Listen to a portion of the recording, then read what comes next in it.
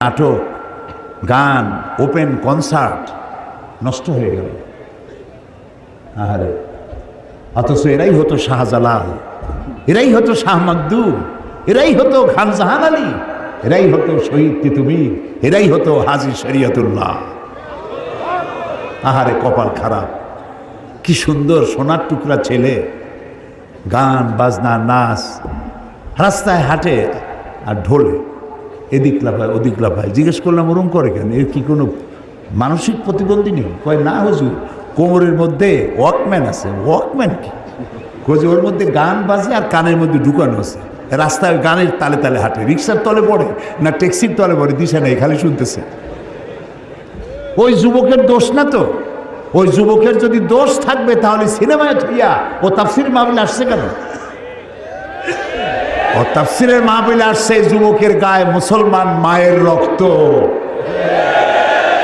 ওর গায়ে মুসলমান পিতার রক্ত। ও তাফসির ছাড়া যাবে কই? সুবহানাল্লাহ। যেখানেই থাকুক ঘরের ছেলে ঘরে ফিরে এসেছে। আলহামদুলিল্লাহ, আলহামদুলিল্লাহ, সবাই বলেন আলহামদুলিল্লাহ। যুবকদের বেশি করে কোরআন পড়া দরকার, কোরআন বোঝা দরকার, কিন্তু তা পড়তে দেওয়া হয় না, বুঝতে দেওয়া হয় না। ওরা তো যুবক মানুষ, বোঝে না। গল্পের বই কেনে, নাটক, উপন্যাস। এই নাটক, উপন্যাস, গল্পের বই, ওতে আছে কি? একটু পড়ো তুমি, তোমার বিবেককে জিজ্ঞেস করো। যত বড় লেখক, আমি নাম নেব না কোনো লেখকের, বহুত বড় বড় লেখক আছে, তাদের লেখা নভেল, নাটক ইত্যাদি, এত বড় বড় বই, রচনাবলী, এগুলো পড়ে। ওর মধ্যে আছে কি? রাজার মেয়ের সাথে কোতোয়ালের ছেলের প্রেম হলো, সেই প্রেম ক্রমান্বয়ে গভীর থেকে গভীরতর। তারপরে SMS করলো, এরপরে বিশ্ব ভালোবাসা দিবসে রমনা বটমূলে দেখা হলো। তারপরে কি হলো? তারপরে কি হলো? তারপরে সব শেষ হলো। এটা একটা রোমান্স, একটা রোমান্স। পয়সা খরচ করে যে বইটা পড়লা, কি শিখলে? 250-300 টাকা দিয়া প্রিয় লেখকের লেখা বই কিনছো। আহারে কিচ্ছু পাও নাই, কিচ্ছু নাই। 0 + 0 + 0 + 0 ফ্রম বগুড়া টু গাবতলী, কিচ্ছু নেই। আর কোরআন শরীফ পড়ো, প্রত্যেকটা লাইন তোমাকে সোনার টুকরা বানায় দেবে। আহারে কোরআন শরীফ। হযরত ওমর বলেন, জাহালাতের সময় আল্লাহর নবীকে লাঞ্ছিত করার জন্য আমি হারাম শরীফে প্রবেশ করলাম। আমি দেখতে পেলাম তিনি নামাজ পড়ছেন। মনে মনে ভাবলাম নামাজের সময় কিছু করব না, নামাজটা শেষ হয়ে যায়। রাসূল নামাজের মধ্যে তেলাওয়াত করতেছিলেন, শব্দ করে আওয়াজ করে তেলাওয়াত করতেছিলেন। আমি পেছনে দাঁড়ানো, নামাজ শেষ হলেই টর্চার করব। তেলাওয়াতে এত মজা লাগলো। মজা তো লাগবেই, একে তো কোরআন, আর তেলাওয়াত করতেছেন তিনি যার উপরে নাজিল হয়েছে। সুবহানাল্লাহ, সুবহানাল্লাহ, আল্লাহু আকবার। কি মজা! যার উপরে নাজিল হয়েছে তিনি তেলাওয়াত করছেন। হযরত ওমর বলেন, তেলাওয়াত শুনে মনটা পাগল হয়ে গেল। মনে মনে ভাবলাম মুহাম্মদ সাল্লাল্লাহু আলাইহি সাল্লাম তো জীবনে কোনো কবির সাথে চলাফেরা করেন নাই। নিশ্চয়ই কোনো জেন তাকে, রাতের বেলায় কোনো জেন তাকে শিখায় দিয়েছে, নইলে মিলায় মিলায় কিভাবে বলে, এটা বোধহয় কোনো জেনের কথা হবে। হযরত ওমর বলেন, আমি যখন মনে মনে ভাবলাম গণক হয়ে গেছেন, তখন আমি শুনতে পেলাম তিনি তেলাওয়াত করতেছেন, ওয়ামা হুয়া বিকাউলি কাহিনিন কালিলাম মা তাযাক্কারুন। না না না, এটা কোনো গণকের কথা নয়। আল্লাহু আকবার।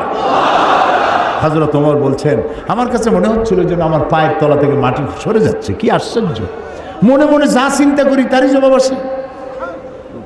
আচ্ছা, এটা জেনের কথা নয়, কবির কথা নয়, গণকের কথা নয়, তবে এটা কি? যেই না মনে আমার প্রশ্নে উদয় হলো, তবে এটা কি? অমনি রাসূল আবার তার তেলাওয়াতের মধ্যে তিনি রাসূল তেলাওয়াত করতেছেন। তিনি তো জানেন না যে পিছনে ওমর দাঁড়াইয়া অঙ্ক মিলাইতেছে। সুবহানাল্লাহ। এ কুদরত কার? রাসূলুল্লাহ দোয়া করতেন, আল্লাহ ওমরাইনের জন্য তো দুই ওমরকে আল্লাহ তুমি ঈমান আনার তৌফিক দিয়ে দাও। দুই ওমর, এক ওমর হলেন ওমর ইবনুল খাত্তাব আর আরেকজন হলো ওমর ইবনুল হিশাম আবু জাহল। এই দুই ওমরের জন্য তিনি দোয়া করতেন, আল্লাহ ওদের নেতৃত্ব দেওয়ার দারুণ কোয়ালিটি, এই লোকগুলো আমার হাতে দিয়ে দাও, ইসলামের জন্য দিয়ে দাও। আল্লাহু আকবার। তো রাসূলের দোয়া একজনের জন্য কবুল হয়েছে, হযরত ওমর ইবনুল খাত্তাবের জন্য। হযরত ওমর বলেন, আমার চোখের সামনে প্রশ্নবোধক চিহ্ন ঘুরতেছে, এটা জেনের কথা নয়, কবির কথা নয়, গণকের কথা নয়, তবে এটা কি? যখনই মনে মনে চিন্তা করছে তবে এটা কি, অমনি নবীজি তেলাওয়াত করলেন, তানজিলুম মির রাব্বিল আলামিন। এটা হচ্ছে আল্লাহর পক্ষ থেকে নাজিল করা, নাজিলকৃত কিতাব। সুবহানাল্লাহ। হযরত ওমর তিনি বলছেন, আমার কাছে মনে হচ্ছিল ইসলাম ঈমান তার নিজস্ব শক্তি নিয়ে যেন আমার কলজার মধ্যে গেড়ে বসতেছে। কিন্তু তখনও হেদায়েতের সময় আসে নাই বলে তখনও তিনি ঈমান আনতে পারেন নাই। পরবর্তী সময় সূরার, আমি যেখান থেকে তেলাওয়াত করলাম সূরা তহার, এই তেলাওয়াত শুনছিলেন। আর তারপরে তিনি যে তরবারি দিয়ে রাসূলকে হত্যা করতে গিয়েছিলেন, এগুলো আপনাদের জানা আছে, সেদিকে যেতে চাই না। তরবারি ভালাই দিয়া লা ইলাহা ইল্লাল্লাহু মুহাম্মাদুর রাসূলুল্লাহ, ঈমান নসিব হয়ে গেল। তো এই কোরআন জিরোকে কি বানাই দিল? বলেন, হিরো বানাই দিল। আর কোরআনের সাথে যারাই বেয়াদবি অতীতে করেছে, বর্তমানে করে, ভবিষ্যতে করবে, সে যত বড় হিরো হোক আল্লাহ তারে জিরো বানাই দিল। ও বগুড়ার যুবকেরা, বগুড়ার যুবকেরা, তোমরা কি জিরো হতে চাও না হিরো হতে চাও? যুবকদের উচ্চ কণ্ঠে শুনতে চাই, তোমরা কি হতে চাও? তোমাদেরকে হিরো বানাবে এই কোরআন। সুবহানাল্লাহ। এই কোরআন একখান কিতাব, বিশাল বিপ্লব করেছে, রিভলিউশন, ইনকিলাব করেছে একখানা কিতাব। যারা চুরি করতো, ডাকাতি করতো, যৌন চাহিদা মেটাবার জন্য একটা মেয়ে লোক দরকার, সেই মেয়ে লোকটা কার বউ, কার মা, কার মেয়ে দেখার কোনো চিন্তাই করতো না। ইসলাম গতানুগতিক কোনো ধর্মের নাম নয়, এটি একটি পূর্ণাঙ্গ জীবন ব্যবস্থা, কমপ্লিট কোড অফ লাইফ, পূর্ণাঙ্গ জীবন ব্যবস্থা। ইসলাম মানুষের জীবনের কোনো খণ্ডিত অংশকে শাসন করে না, নিয়ন্ত্রণ করে না, গোটা জিন্দিগিটাকেই নিয়ন্ত্রণ করে। সুবহানাল্লাহ। তাহলেই আমি মুসলমান। একটা দৃষ্টান্ত দেই, গরু আছে না বগুড়ায়? গরুরে যদি না বাঁধেন তাহলে গরু তো চেনে না যে আপনার জমিন কোনটা আর অন্যের জমিন কোনটা। সে নিজেরটাও খাবে, মালিকেরটা, অন্যেরটাও খাবে, ঠিক না? বোঝে না বলেই তো আপনি দড়ি দিয়ে বাঁধেন। দড়ি দিয়ে বাঁধে থইলে সে তার নির্দিষ্ট এরিয়ার দড়ি যদ্দূর যাবে অদ্দূর খাবে, এর বাইরে যাবে না। আল্লাহ তাআলা গরুর থেকে মানুষকে সম্মান দিয়েছেন, মর্যাদা দিয়েছেন, সেই জন্য প্রকাশ্য কোনো দড়ি দিয়ে বাঁধেন নেই। আল্লাহ তাআলা একটা অদৃশ্য দড়ি দিয়ে বাঁধছেন, সেই দড়িটার নাম হলো ঈমান। সেই দড়িটার নাম কি? ঈমান। লা ইলাহা ইল্লাল্লাহু মুহাম্মাদুর রাসূলুল্লাহ। পড়েন, লা ইলাহা ইল্লাল্লাহ, লা ইলাহা ইল্লাল্লাহ, লা ইলাহা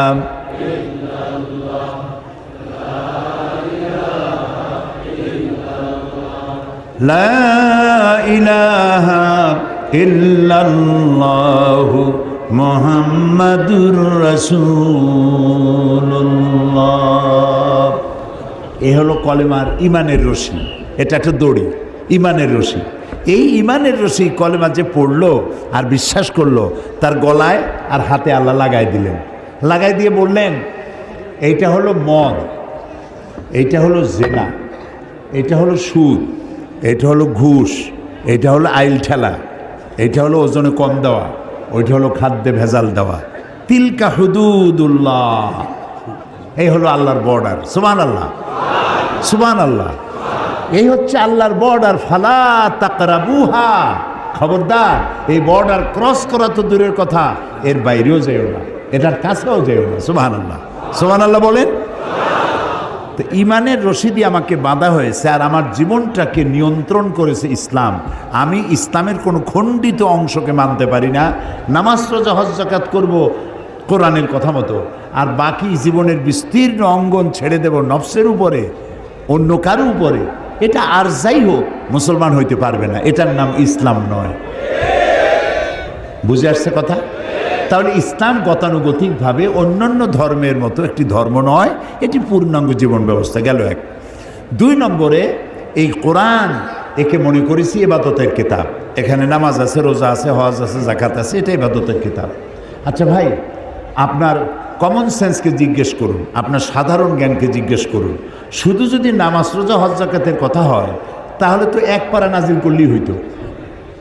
বলেন আপনারা, এক পারায় হইতো না? সেই তো বেশি, টু মাচ, নামাজ, রোজা, হজ, যাকাত। কিন্তু 30 পারা নাজিল হইল কোরআন শরীফ। যেখানে এক পারা নাজিল করলে হইতো, সেখানে 30 পারা আল্লাহ নাজিল করলেন। তাহলে কোরআন শরীফটা আছে কি, সেটা তো আমাকে বুঝতে হবে।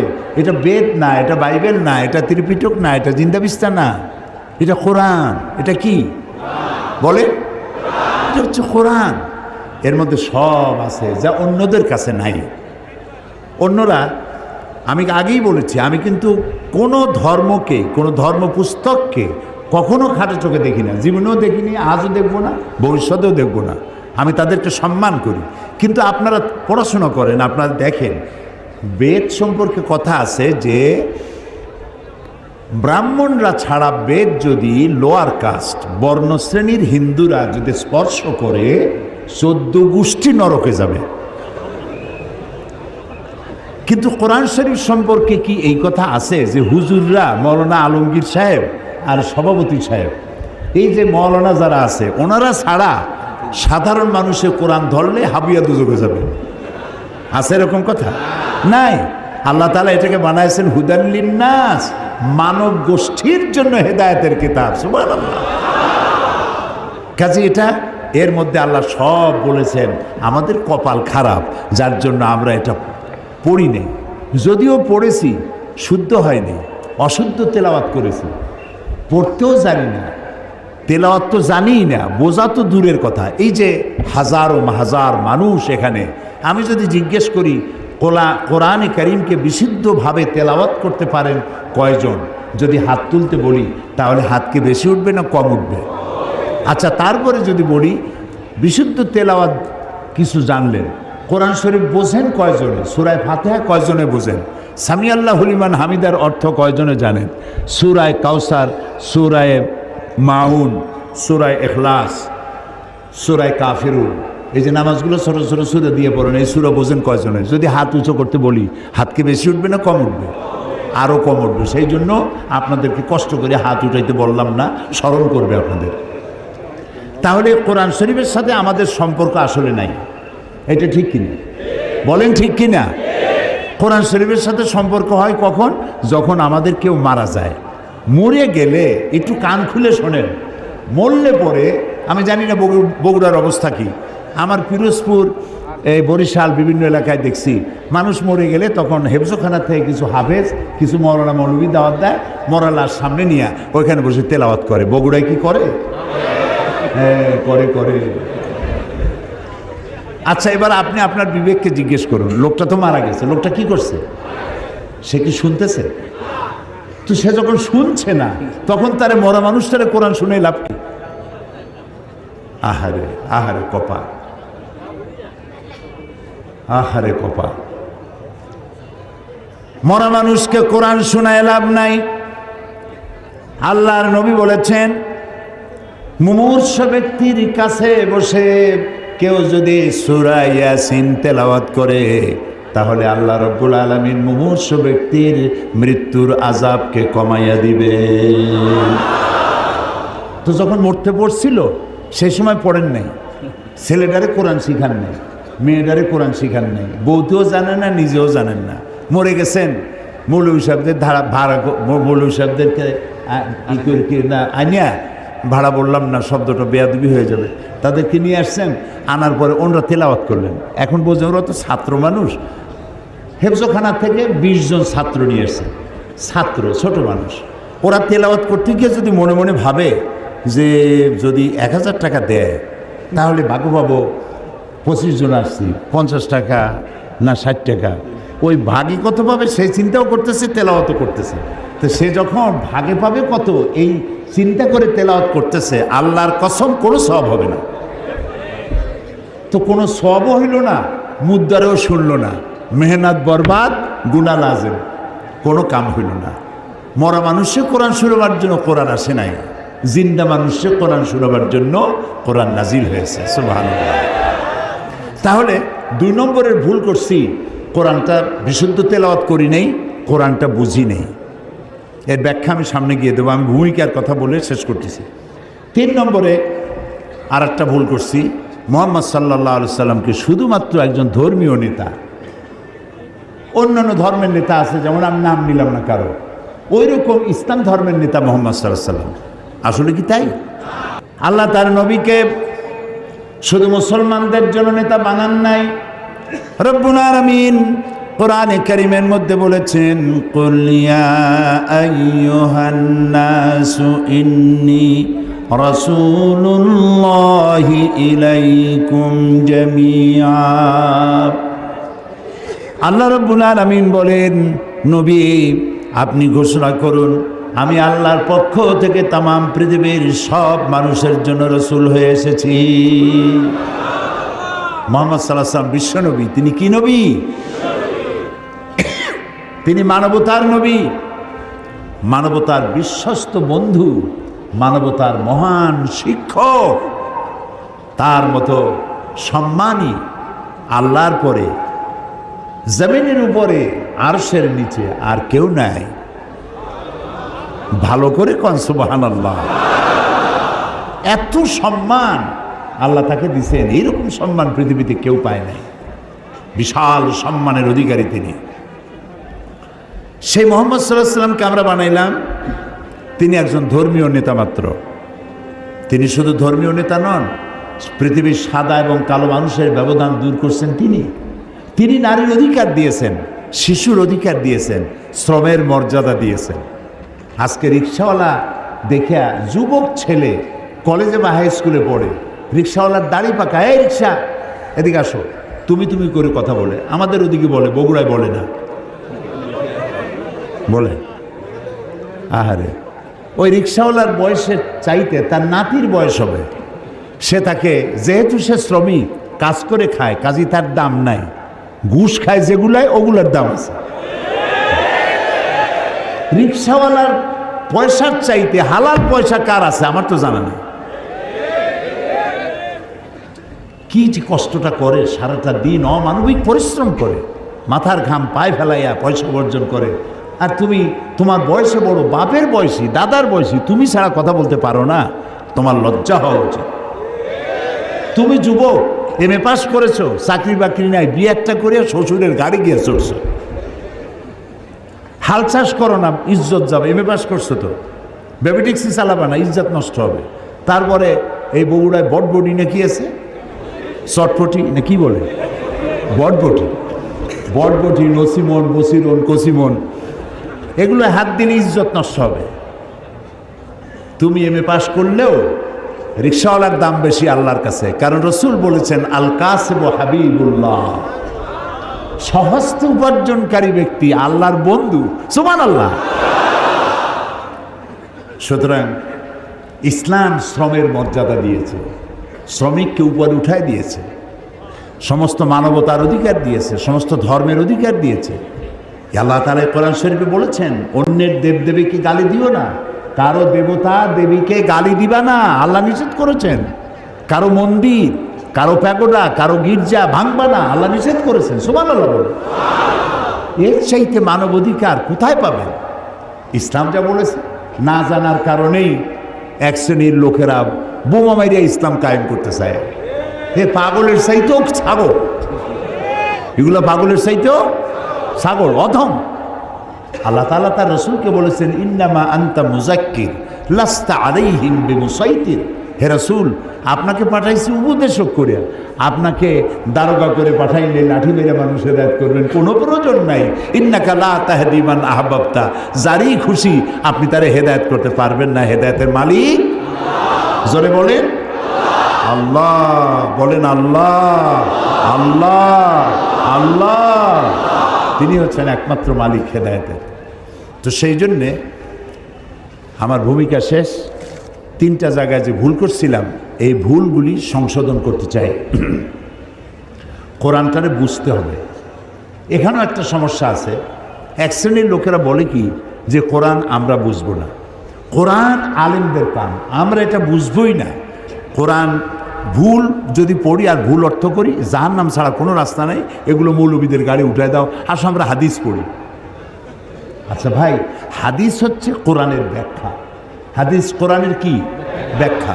হযরতে আব্দুল্লাহ ইবনে মাসউদ রাদিয়াল্লাহু তাআলা আনহু তিনি বলেছেন, আমরা যখন কোনো হাদিস বলি তখন তোমরা ধরেই নেবা এটা আমরা কোরআনের ব্যাখ্যা করতেছি। সুবহানাল্লাহ।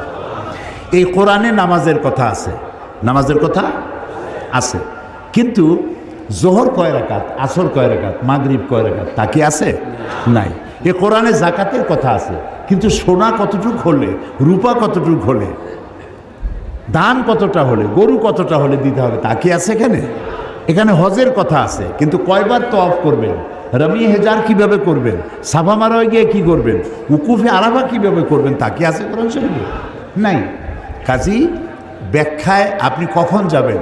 যখন আসলটা পড়বেন। আপনার কাছে আসলের খোঁজ নাই, আপনি ব্যাখ্যা নিয়ে লাভালাভি করতেছেন, কি আশ্চর্য কথা! এই আক্কলের উপর আল্লাহ হেদায়েত করুন, বলেন আমিন।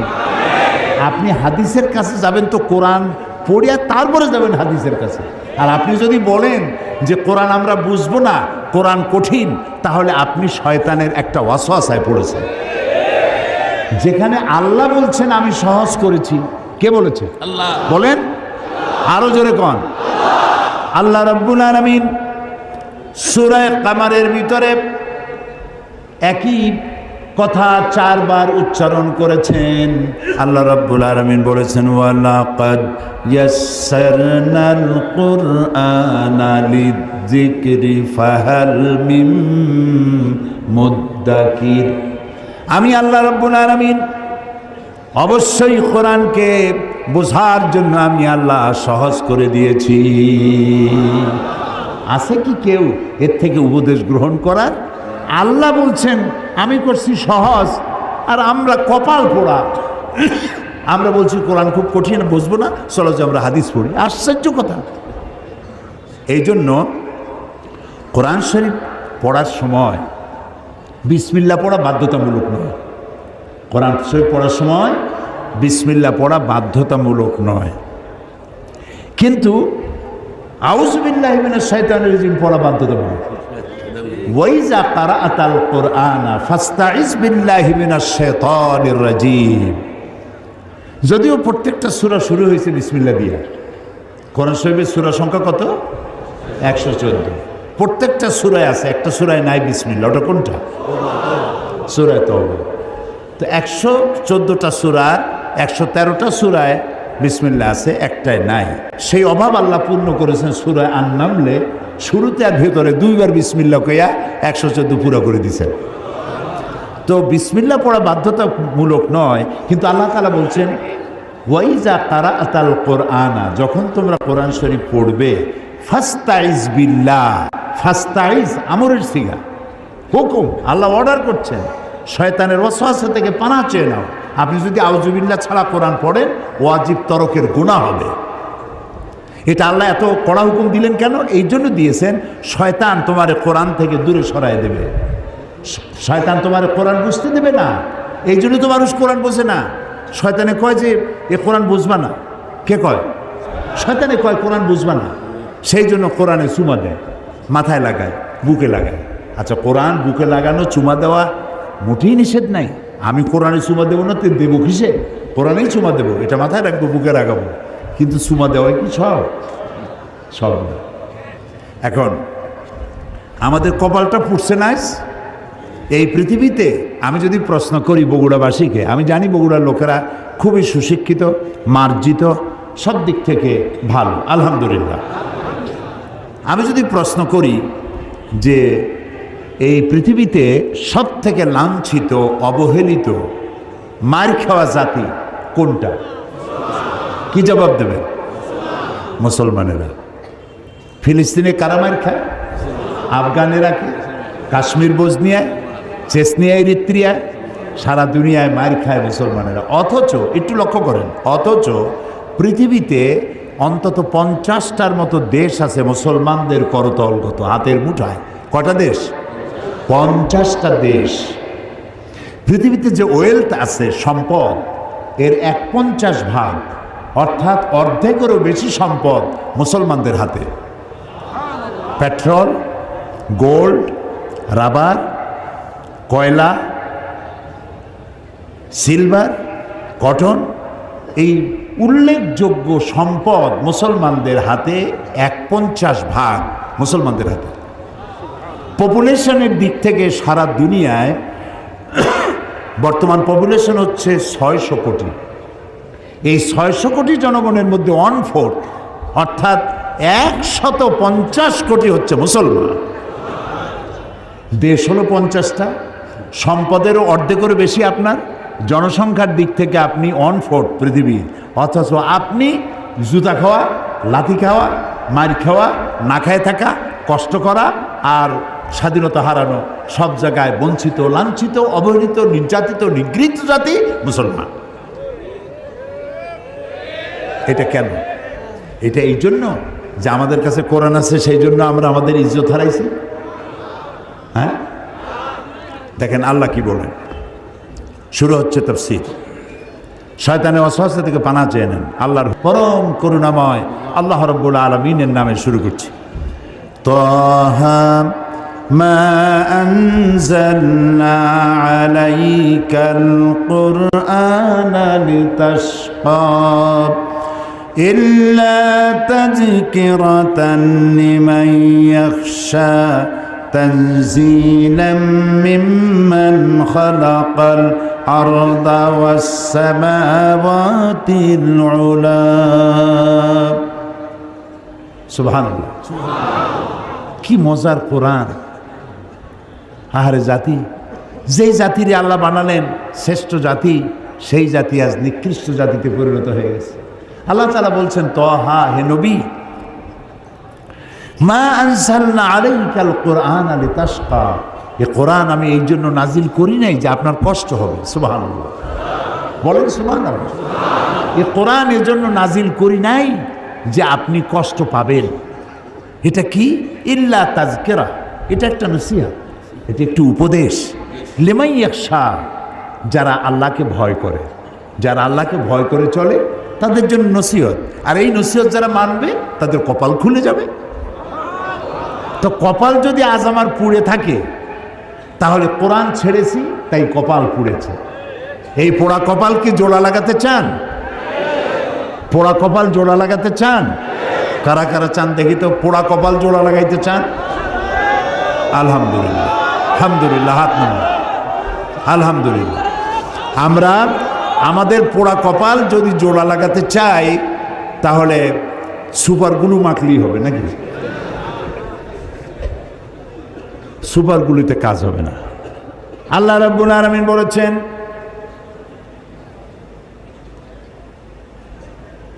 আমি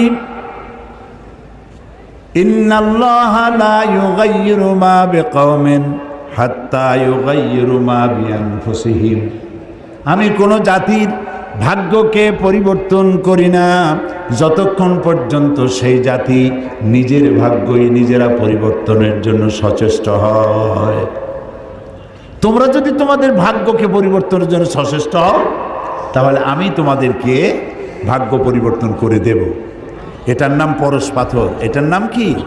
পরশ পাথর। নবী করিম সাল্লাল্লাহু আলাইহি ওয়াসাল্লাম একটি অধঃপতিত সমাজকে কি করে চরিত্রবান বানানো যায়, কিভাবে ভালো বানানো যাবে, যেই জাতি চুরি করে, ডাকাতি করে, জেনা করে, ব্যভিচার করে, মানুষের মর্যাদা যেই জাতির ভিতরে নাই, এই জাতির ভাগ্য কেমনে ভালো হবে? হেরা পাহাড়ে বসে তিনি চিন্তা গবেষণা করতে লাগলেন। 40 বছর বয়স যেদিন পূর্ণ হয়ে গেল, আল্লাহ তাআলা কোরআন নাজিল করে দিলেন। হেরা পাহাড় থেকে কোরআনের আয়াত নিয়ে তিনি দুনিয়ায় অবতীর্ণ হলেন, দুনিয়ায় এলেন। কোরআনের সংস্পর্শে যারা এলো, জিরোগুলি সব হিরো হয়ে গেল। আল্লাহু আকবার, আল্লাহু আকবার, আল্লাহু আকবার। হযরত ওমর, যিনি আল্লাহর নবী হত্যা করতে আসছে, সাধারণ মানুষ না, আল্লাহর নবী হত্যা করা কত বড় কঠিন কাজ। সে রসুলকে হত্যা করতে আসছে। এই কোরআন যখন তেলাওয়াত শুনলেন, এই জায়গাটা ঠিক আমি যেখান দিয়ে তেলাওয়াত করতেছি, এই জায়গাটা তিনি তেলাওয়াত শুনছিলেন, জীবনের পরিবর্তন হয়ে গেল। তিনি চিন্তা করলেন, এই কথা তো মানুষের কথা হইতে পারে না, এত সুন্দর মানুষের বানাবে কি করে? এটা তো আল্লাহ চ্যালেঞ্জ করেছেন।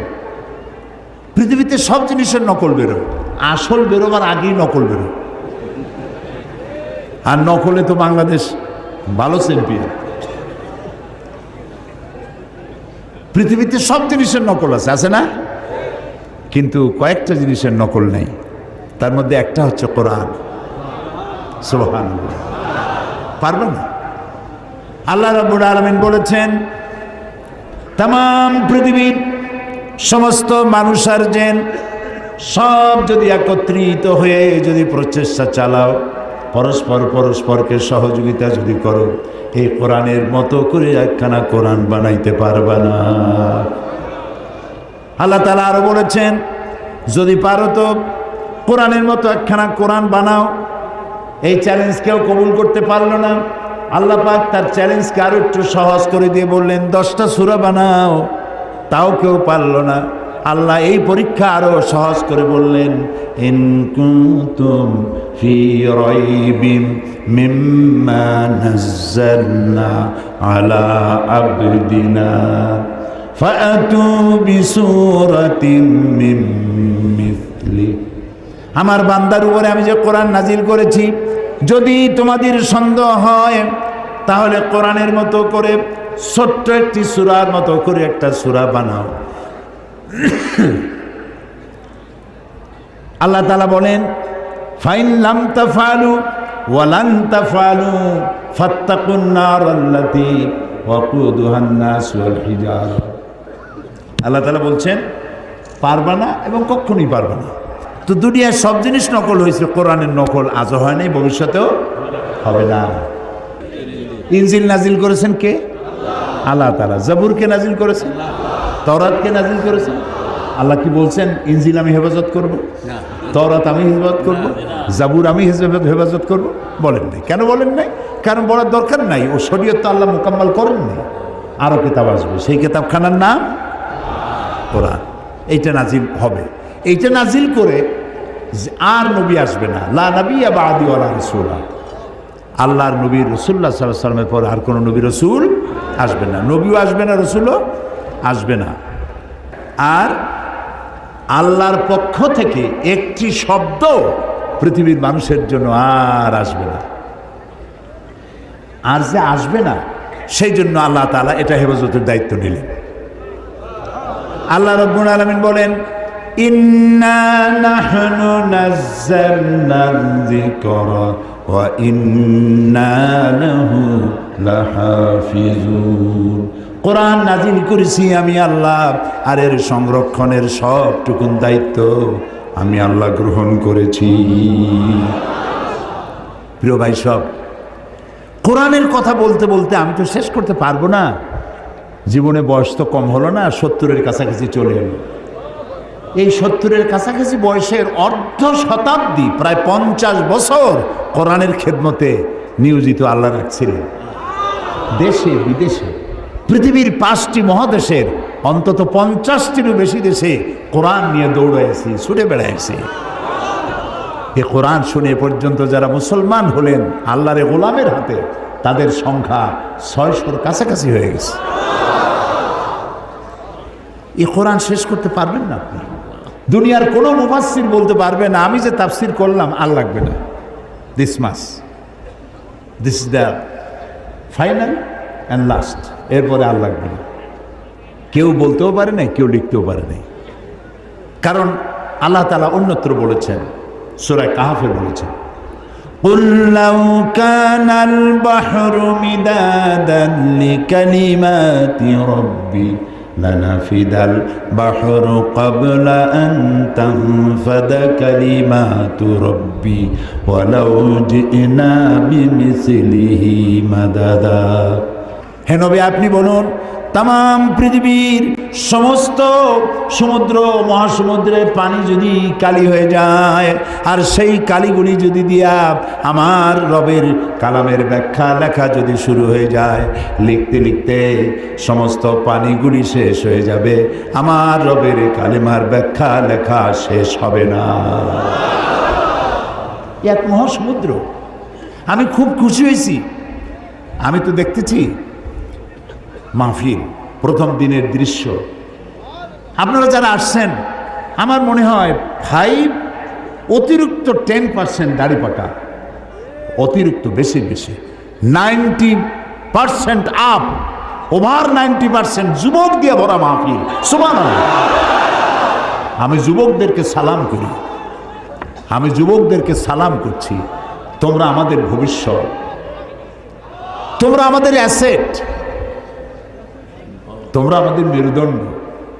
মেরুদণ্ড যদি সোজা থাকে মানুষটা সোজা হয়ে হাঁটতে পারে, মেরুদণ্ড বাঁকা হয়ে গেলে মানুষটা সোজা হয়ে হাঁটতে পারে না। জাতির ব্যাকবোন হচ্ছে ইয়াং জেনারেশন। নষ্ট হয়ে গেল সিনেমা